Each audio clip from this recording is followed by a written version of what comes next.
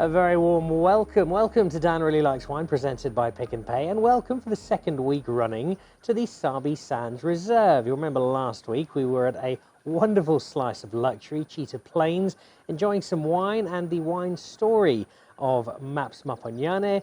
We had a cracking bottle of Vrede together, the Keat first verse, and Maps took us through how he fell in love with wine and the role it now plays in the life of somebody who, despite his ridiculous physique, absolutely loves food. The man eats everything in sight and is still on the cover of Men's Health. There is no justice in this world. And there's no justice this week either, because we have another elite athlete who's in fine physical condition, who still has plenty to eat and drink and enjoys the life that he does. Before I introduce him, to let you know where we are, this is Chitwa Chitwa. It's actually next door to Chitwa Plains, also in the Sabi Sands. And once again, here thanks to Ranger Buck Safaris and Ranger Buck himself, the elder statesman of the luxury tour industry here in South Africa. And just as he had myself on Maps at Chitwa Plains last week, so he has me here this week with a guy who is one of South Africa's finest ever athletes. And he's one of those guys who is well celebrated here, but probably even more celebrated around the world. In fact, you mention his name in Argentina, for instance, and the country pretty much crouches to an immediate halt, because he's massive in motorsports, and he's somebody who has driven and won in the Dakar over many, many years now. So you can probably guess that I'm with Giniel de Villiers. Giniel, a very good afternoon. Thank you, Dan, and nice being here. It is great being here, isn't it? Not just because it's a lovely place to be, but because you have a particular fondness for getting out to the bush. Absolutely. You know, I've been fond of the bush since I've been a little kid, and you know, I absolutely love it to come to places like this. You know, beautiful scenery. I love the wild animals, and you know, we're here with Ranger Buck, as you said, and you know, what a privilege to be here. We've had a few days already in Sabi Sands, a chance to get out there. For me, being out in the bush does a couple of things. It's a great recalibration. You forget the hustle and bustle of your normal life, and you just get back to remembering what's important. But it's also a reminder of the beauty of the wilds and the surrounds. You've travelled through the wilds of much of Africa and much of South America, albeit at very high speed, so you've seen so much of the world. What for you makes the South African bush, the African bush, quite so special? Yes, certainly. You know, I've been to many places in the world, to many deserts of the world, all over the world, and you know, there is a uniqueness about the African bush. It's you don't find this anywhere else in the world, specifically not where I've been. And you know, the peace and the calm and the quietness of the bush, and of course the animals we have here. I mean, it's unique to Africa. And it's something you only get to see here. You love the bush, that's been made very clear this week.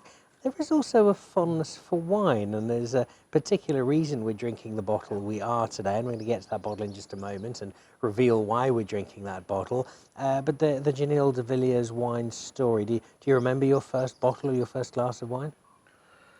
First glass of wine was a long time ago. I don't particularly remember that, but you know, I know my dad, my parents used to be very fond of wine as well. They loved their wine, and you know, I started at a very young age around the dinner table, having a sip. At first, I didn't like it, but you know, obviously, as you grow older and you know, you get to enjoy the wine with, especially with food. You know, different wines with different foods. I think your palate grows into it, and you start to enjoy it. Of course, all of us had a lot of wine when we were studying at varsity, but you know, then maybe we had wine for a different reason. But certainly now, I love to have wine with my food, and I really enjoy a good glass of wine. You're in the right place then for doing that in terms of where you live, because when you're not travelling and racing around the world, home is Stellenbosch, which will make you, I'm sure, particularly proud of that industry. That would have also played a big part in helping you to fall in love with wine. Absolutely. You know, I've been privileged. You know, I went to school in Paul Gymnasium, and then I moved to Stellenbosch. I went to study in Stellenbosch, and of course, like you say, that's in the middle of the wine area. There's about 110 wine farms in and around Stellenbosch, and there's nothing nicer to do than to go on a wine tour there. I'm sure a lot of people have done that. And it's just the beauty of nature there as well. I mean, we're sitting here in the Kruger Park or in the Sabi Sands Nature Reserve, but Stellenbosch has also got a beauty about it. And to sit there and taste all of the wonderful wines that we have in the country here is certainly a privilege. And obviously, that's where you start to like wine. So you love Stellenbosch. You love one particular wine above all, though, and that's the wine we're drinking. So I'll reveal it to you if you haven't already spotted it in the shot there. It's the 2013 Vrede estate, an iconic South African red from an iconic South African wine farm. We could be having this simply because you like the wine, and it would be very justified in that sense because it is great wine. But it goes a little bit further than that because Jean Engelbrecht, who's the magician behind this particular brand, as well as several others, is a good mate of yours. Yes, I've got a long standing with a Vrede a name, and it actually started when I was at varsity. We used to. I'm a good friend of the family, of the Engelbrecht family, and I remember fondly, when we used to go out at Stellenbosch. You go to the pubs in Stellenbosch, and late on in the evening when all the pubs closed, we used to go to Vrede, and we went there and had this wonderful wine at 3 o'clock at night, sit around the fire, share wonderful stories about it, and I guess I've got this long-standing relationship, and it's still up until this day. It's the wine that I measure all other wines to. So. Very unique and certainly a special wine to enjoy. If I wasn't already looking forward to drinking it, I'm even more so now. But I'm going to hold off for just one final question on this particular wine, and that's the vintage. This is 2013. When you saw what vintage they had here in the cellar at Chitwa Chitwa of the Vrede estate, your eyes lit up. There's a big smile. Certainly, the 2013 is a good year. I've got a couple of cases in my cellar, and it was one of the best years. And it's certainly a year that I love to drink, and I just love the taste of it. So, really good. Well, cheers. Good to have you on. Dan really likes wine. Thank you. Cheers. Neil clearly likes wine as well.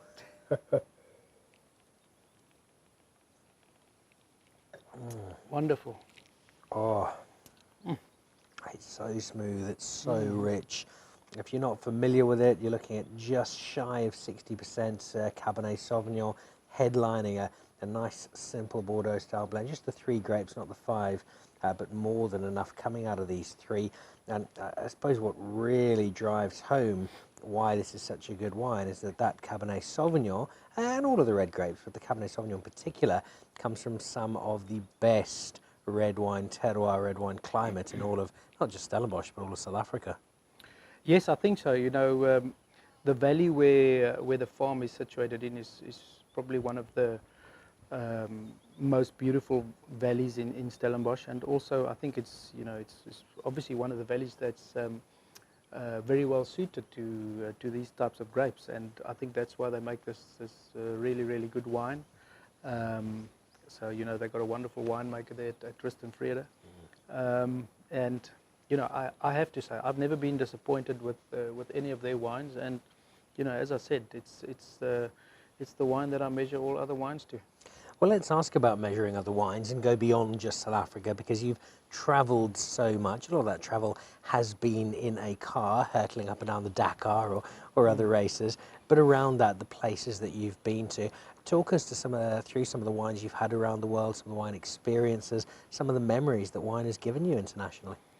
Look, yes, I've been to many places, and specifically with the racing.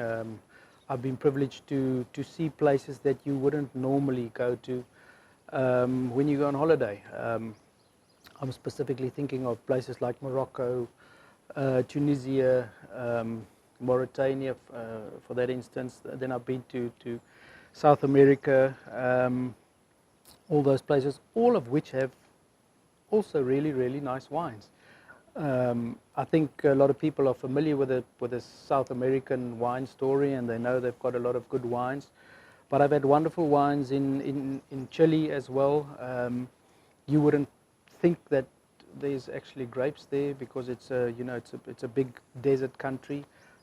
But even places like Morocco, I've actually really had a good bottle of wine in Morocco as well. So that doesn't surprise me because as we were chatting about this over dinner the other night, I stumbled upon completely by accident a restaurant in Paris run by some brothers from Algeria, and they had a selection of North African wine. And if you think about it, they're just the flip side of the Mediterranean, and you've got the climate for it. What about drinking wine for celebration?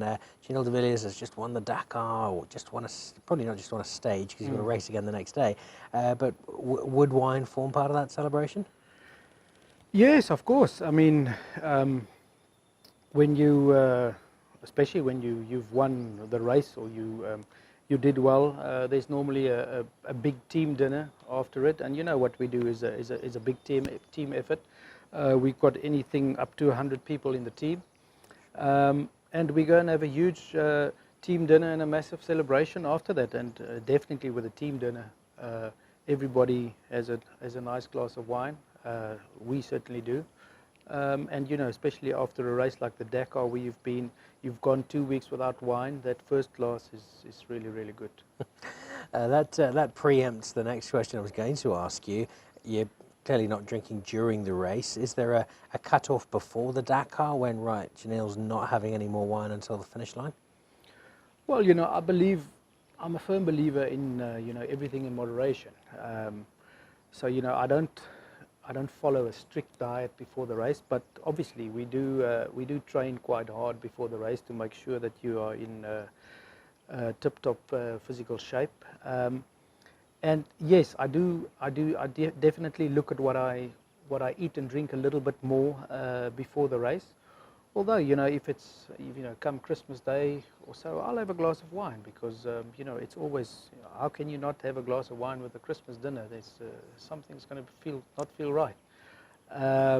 But of course, you know, I'm not going to have 3 or 4 or 5 glasses then. 1 or 2 glasses and off we go. Speaking of celebrating in the country where you win, last year the race took a new turn. You were off to Saudi Arabia. I've never been to Saudi Arabia, but it does have a somewhat conservative image to it. Are you able to have a glass of wine in Saudi Arabia? It's the first country that I haven't been able to have a glass of wine in. Of course, they don't allow any alcohol in Saudi Arabia, and you know, unfortunately, you can't get wine there. You know, with the French being the organizer of the Dakar, and we all know the French love their wine. At all the other Dakars that I've been to, in the bivouac, in the evening at dinner, you can get a bottle of wine. But last year in Saudi was the first time that you couldn't get a bottle of wine. And I certainly think some of the guys really, really missed that. But normally we don't have any wine or beer or whatever during the race. We try and save that until the party after the race. Or in this case, the flight home. Or in this case, the flight home, correct. All right, so Saudi Arabia doesn't give you that opportunity. It does give you the chance of the race, and I know it's scheduled to be running again early next year, and you'll be back there once again. In terms of the rest of the racing calendar, though, is there a race, is there a space that's maybe not quite so well known, but might offer the opportunity for, say, somebody like me to go over and not just watch some of this great racing, but also sample some great local wine? I'm thinking the Rallye de Bordeaux, perhaps, or a great race in Rioja. Yeah, look, I mean, there's many World Cup races throughout the year, and we don't always take part in all of them, but there's at least 6 World Championship races, and you know, some of them we have the Baja Spain, for instance, which is a brilliant place to go and enjoy some nice wine. We go to Poland, you know, they've also got nice wines. So there's certainly one of those races that you can come and attend, and I'm sure you're going to have a good time, that's for sure. Well, this leads into, is a very loaded question, in that I've had a look, and you mentioned there are about 100 people in your team, and I've had a very close look on the internet. I don't think I'm cut out to be a Dakar driver, but you don't seem to have a team sommelier, Giniel. We don't actually have one, so maybe there's an opportunity available. Maybe Dan can come and be our sommelier there. So far, I think my interview is going quite well. What about the end of this career? Yeah, the space you're in, you can go on a lot longer than other sports, and you're still in fantastic condition. You're still fairly young. But when racing comes to an end in terms of the competition, Giniel de Villiers, the wine farmer, perhaps? Not sure about that, but you know. Your dad was a farmer, wasn't he? Yes, my dad was a farmer. That was like 30 years ago. And he did have some grapes. But, you know, never say never. I mean, like you say, I live in Stellenbosch in between all these wine farms. I think I've got the best of it because I don't have to work so hard to make this lovely product. I can get to enjoy it. I'm in between these 110 wine farms. But never say never, you know. You never know what happens. And part of the reason I ask about that wine journey as an option is because as much as you do love and enjoy your wine, you are by some distance the second best qualified drinker of wine in your house, because Mrs. de Villiers has this as a particular passion, doesn't she? Absolutely. You know, my wife she's got more degrees in wine than I know anything of wine. I like wine, and I like to drink a wine that tastes good to me. You know, it doesn't matter what label it is, this or that, as long as it tastes good. But no, she's caught me a few times, you know, by catching me out with some wine in a black glass, and then I think it's red wine, and then it's white wine, and then things like that. It's a nasty trick, that, isn't it? But yeah, no, she knows her story, and we share a lot of stories about wine, and have a nice glass of wine together with our dinner and stuff like that. So yeah, it's a good addition. Well, perhaps we'll have some time in due course to enjoy some wine in Stellenbosch with the de Villiers family. If we were to do that, if we were to have that with a meal, if it was this particular Ruston Vrede estate 2013, what's Giniel de Villiers putting on the menu? Well, because this is quite a you know, it's quite a full-bodied wine. This is probably best had with something like red meat. It complements red meat very, very well, and over the 30 years that I've been drinking Ruston Vrede Estate, I've come to the conclusion that that's probably the best. A nice fillet steak, or even some game, but red meat goes the best with this. I might go ribeye just for I think the Cabernet Sauvignon would cut through that marbling and cut through the richness and the little bit of fat quite nicely. All right, I shall look forward to this. The other place, though, that we could probably finish this off with is a great sunset. And we'll be doing that in a few hours' time, back out into the bush, sun going down, you've just seen some terrific game, the world is at peace. It's great tonic for the soul, isn't it? Wonderful, wonderful. I mean, you don't just need to drink this with your food. Like you said, you know, we're in the wonderful place, and in the African bush with all the animals.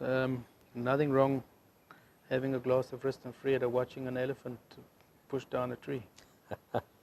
And there's a very good chance that we'll be doing exactly that in a few hours' time, because in just the couple of days we've had here in the Sabi Sands Reserve, thanks to Ranger Buck and the teams, first at Cheetah Plains and now here at Chitwa Chitwa, we've seen some extraordinary sightings, we've caught up with some great game, and just had a really wonderful time recharging and enjoying ourselves enormously. So a big thank you to Ranger Buck and to Team Chitwa Chitwa, whose cellar we raided for their very last bottle of Ruston Vrede. So Jean, if you're watching this, you need to send some stock, get Mornay to put some in the mail and get it up to Chitwa Chitwa. Giniel, it's been an absolute pleasure spending some time with you over the last few days, and we've known each other for a while, but getting to know each other a little better, and particularly enjoying some great glasses of wine. So thank you, not just for being on the show today, but for a great few days and some fantastic company. No, Dan, likewise. You know, it's been great having a couple of glasses of wine with you over the last couple of days. You know, being here with Ranger Buck, bringing us to the Sabi Sands Game Reserve, and the good thing is that it's not quite over yet, and we can have 1 or 2 more glasses. Purely, of course, for the purposes of research. This has been another episode of Dan Really Likes Wine, presented by Pick n Pay, and some very special help from Ranger Buck Safaris over the course of this week. Don't forget, if you aren't yet, to make sure that you sign up, become a member of that Pick n Pay wine club, and amongst others, look out for great Stellenbosch Reds like the ones we're drinking now, and enjoy the fruits of South Africa's vineyards. Huge thank you to Giniel de Villiers, who I will be joining in Saudi Arabia next year as probably the least productive and successful sommelier ever, because I won't be able to have any wine, but as team sommelier, I shall be committed to my job nonetheless. Thanks to Chitwa Chitwa for looking after us here. Don't forget our live tastings through the week on Dan Really Likes Wine every Monday and Thursday at 5 o'clock, and we'll be back with more episodes in the coming weeks. We have massages to get off to, and then a game drive to take in, and a little bit of great wine to wrap up with. Jean Engelbrecht, thanks for doing a great job for South African wine. We'll see you again soon. Goodbye. Cheers.